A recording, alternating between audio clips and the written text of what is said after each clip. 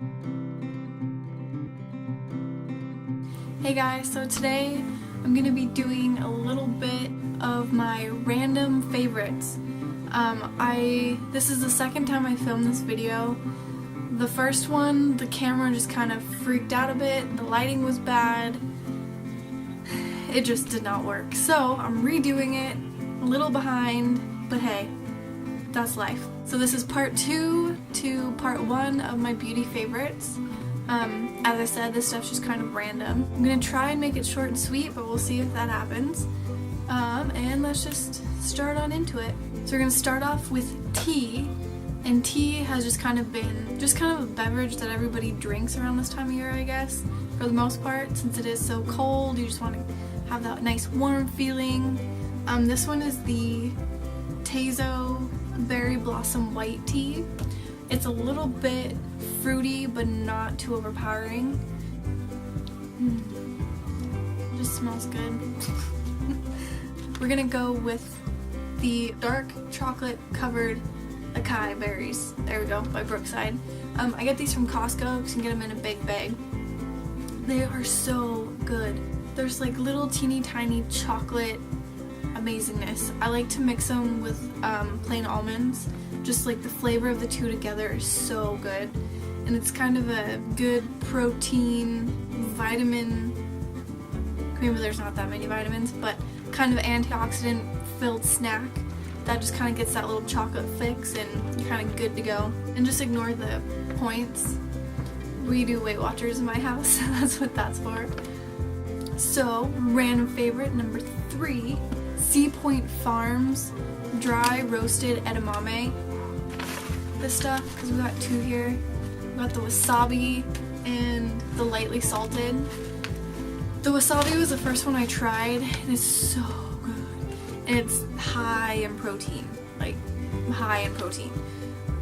This one I ate an entire bag, went and got more. It was so spicy that I honestly couldn't eat these in public. Went for the lightly salted. Go for this one. It's nice, not too salty, tasty.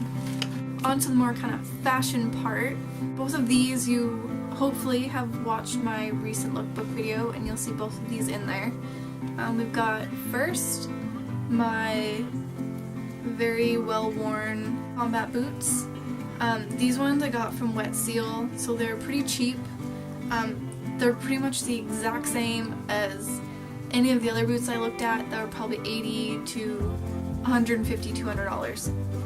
They all have the basic design, and I just find they're perfect, they're comfortable, they go with everything.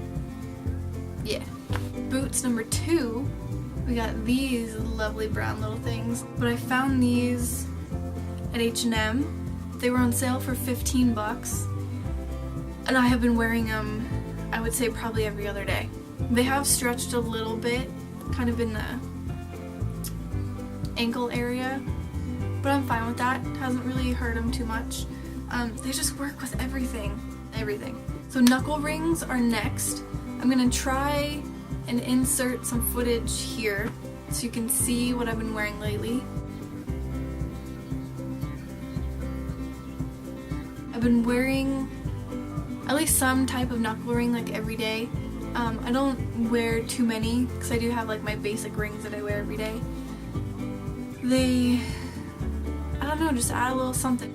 Band just sitting there on top, I don't know. I find that I can wear my basic rings that I like to wear every day plus those, and then it doesn't look like too much and I just have like a handful of metal. I like knuckle rings. So for the last part of kind of the fashion section of the random favorites, we have high-waisted shorts. These are going to be featured in a new video. I'm going to kind of do like a thrift haul. I went thrift shopping yesterday and kind of cut some stuff up and found, I think, some really good finds. So those are going to be on there, just a little sneak peek. And these ones as well. You can see them on there. These ones are also in, were they in my lookbook? No, they're in a soon-to-be lookbook. I'm gonna do a denim short lookbook. These ones are from Forever 21. I'm finding high-waisted shorts, tights, boots, crop top are like my new uniform for winter. just kind of for work. It's easy to wear, you can switch it up with anything, and you're just good to go. So I'm going to talk about a little bit of music, shows, and I think I have one movie in there. I'm going to try to make this short, even though I'm a little bit obsessive. I can ramble on about music and shows a lot. I like to tell people what I like, especially music. I can just go on and go on and go on. Anyway, so we're just going to start off and just say hopefully one thing about each and then move on. Number one, we have Iggy Azalea. She's an Australian rapper. She's very explicit. I would say if you're under the age of 17, you probably shouldn't listen to her music, but I really enjoy it, especially for kind of like workout, get you pumped music. She's got good beats, good raps, because you know I know about rapping. Great style, cool videos, yeah. Newman, he's recently come out to the US, and I have been listening to him since he came out with Rudimental a while ago. And for his full solo album to come out and be released in the US was very exciting for me. Amazing voice, male Adele. So if that tells you anything, he's just phenomenal. On to St. Lucia. I've liked St. Lucia for about a year now. Yeah, because I saw them when they opened for Ellie Goulding.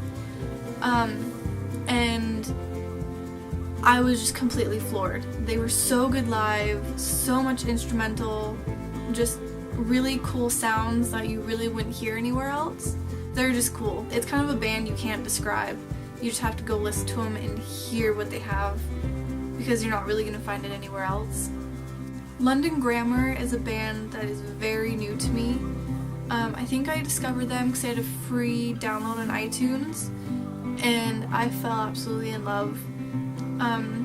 The lead singer, I think her name's Hannah Reid. If I remember that correctly, I'll correct myself up here somewhere. A beautiful voice. And the music she makes with the two guys in the band, it just works so well together. And their sound, they've been compared to the XX a lot, I think. Yeah, the XX. So it is kind of a little bit more of that kind of like mellow sound, but I feel they have like a little bit something extra to it. Go watch their kind of acoustic sets. Beautiful. Little Comets as well is one of my top favorite bands. I think if I had to describe myself as a sound, I would probably say the sound of Little Comets. Maybe not quite the content,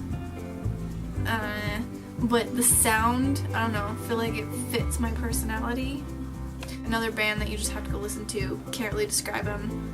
Yeah. Arcade Fire, hopefully, is a band we are all familiar with. I really hope so. If not, you need to go listen to them. Their album Reflector came out a couple months ago. Blows my mind. So good. One of those albums that you have to listen to from start to end and just listen to it all the way through in the order they make it. Just a masterpiece. It's so good. I can't even, like, no words. We have Lorde, which I know a lot of people out there probably like, oh, Lorde, she's on the radio a lot, kind of like overplayed, blah blah blah. Go listen to her album, go listen to the songs you haven't heard of before, or even kind of like the whole album all together. Her music is good. Go check her out. She's like 16, 17, like somebody that talented, I feel needs to be looked into a little bit more. I believe she writes all her music. I'm sure she has help like producing and stuff like that, but for somebody so young to have written that music is just amazing. Her sound just works, especially right now. I never would have expected her music to hit like popular radio, but it has, and it's very exciting, and I feel like people might be branching out a little bit. Just give her the benefit of the doubt, go check it out. Hopefully you won't regret it. On to shows. I have many top shows right now. This kind of accumulated over probably the last 6 months. Shows I'm kind of finishing up and still in the middle of and just starting and stuff like that.